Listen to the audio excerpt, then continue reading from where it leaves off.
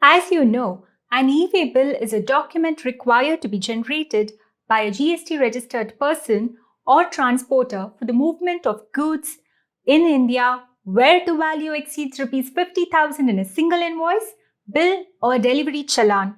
But while entering the buyer's address in an e-way bill, you may have come across the terms bill to and ship to. So what are these terms and why is it important to understand them? Well, that's exactly what I will be covering or decoding for you in this video. Hello and welcome. I'm Annapurna from the makers of Clear Tax. It is India's largest tax and financial services platform. Clear serves more than 3,000 large enterprises and more than 4 lakh growing businesses. If you would like to get clear explanations of updates relating to GST, e-invoicing, e-way bills and much more, then please consider subscribing to our channel. While generating e-way bills, in some cases, the delivery address would be different from the registered office address of the buyer. In those transactions, there are 3 persons involved. Firstly, A, the buyer who has ordered B, the seller, to send goods directly to C. Then secondly, there is B, person who is sending goods directly to C on behalf of A. Then lastly, we have C, who is the recipient of goods. Now in this transaction, there would be 2 invoices issued. Firstly, invoice number 1, which would be issued by B to A. Then invoice number 2, which would be issued by A to C. So, how will the details be entered in the e-way bill? Let's take a look. Case 1, where the e-way bill is generated by B, that is the seller. The following fields shall be filled in Part A of GST Form EWB01. Firstly, the bill from. In this field, details of B are supposed to be filled in. Second, dispatch from. This is a place from where goods are actually dispatched. It may be the principal or additional place of business of B. Next, bill to. In this field, details of A are supposed to be filled in. Then next, you have ship to. In this field, address of C is supposed to be filled in. Then lastly, invoice details. Details of invoice 1 are supposed to be filled in. Case 2, where the e-way bill is generated by A, that is the buyer. The following fields shall be filled in Part A of GST Form EWB01. Firstly, bill from. In this field, details of A are supposed to be filled in. Secondly, dispatch from. This is the place from where goods are actually dispatched. It may be principal or additional place of business of B. Next, you have bill to. In this field, details of C are supposed to be filled in. Next, you have ship to. In this field also, address of C is supposed to be filled in. Lastly, you have invoice details. Here, the details of invoice number 2 are supposed to be filled in. I hope these examples make it clear about how the bill to and ship to fields need to be filled in on an e-way bill.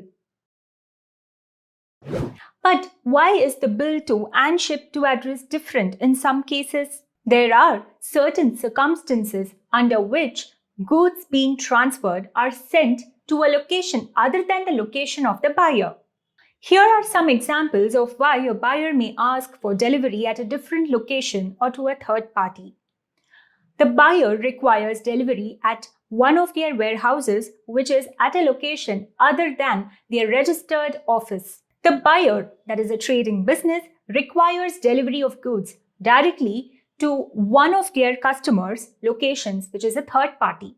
The buyer requires delivery of goods to a specially designed storage facility, such as the cold storage, customs warehouse, etc. The buyer requires delivery of goods to an institutional customer to whom they have already sold the goods and who is at a different location. The buyer's customer is a retail chain and requires delivery of goods to various outlets.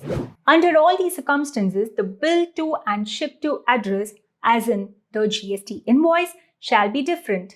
While generating the e-way bill, the GST-IN of the buyer and the delivery location should be clearly mentioned. The delivery location mentioned shall be the actual delivery location where the goods are to be delivered and not the billing location in cases where the delivery location is different from the billing location or address.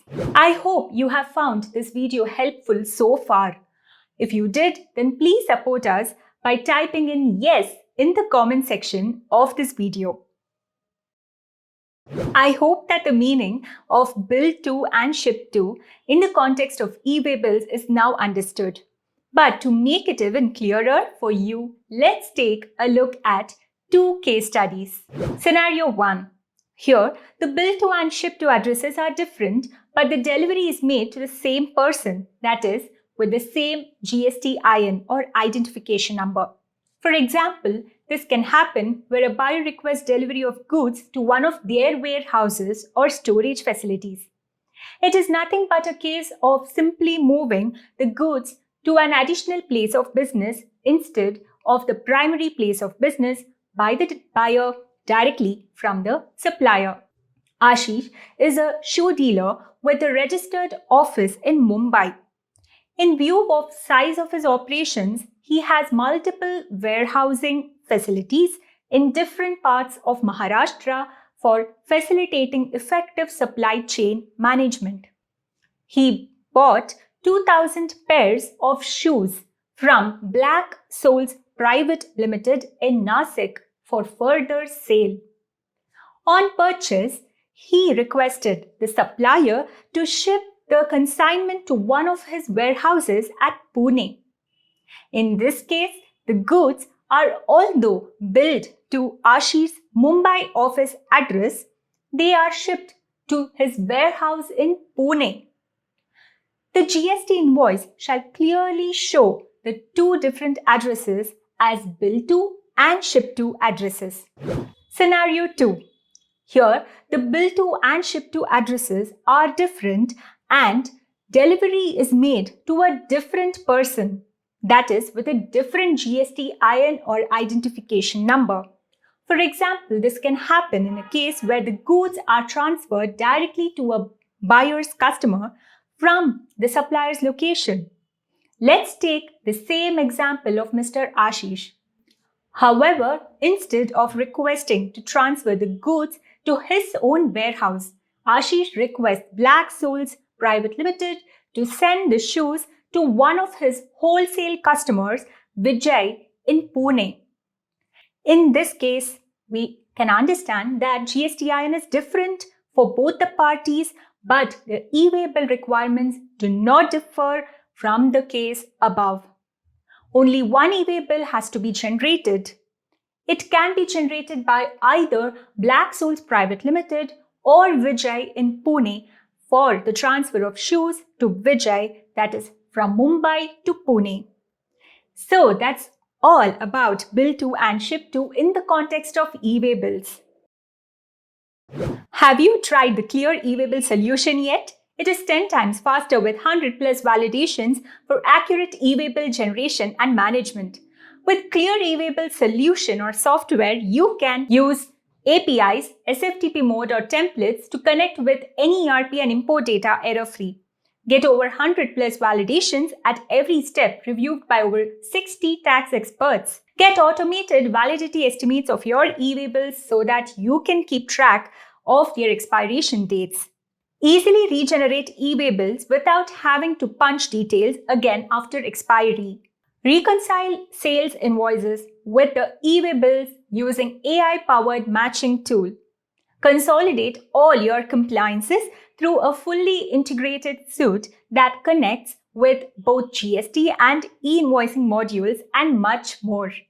If you would like a demo of Clear e-way bill solution or software, then please click on the link in the description of this video and enter your contact details. One of our product experts will schedule a demo at your convenience.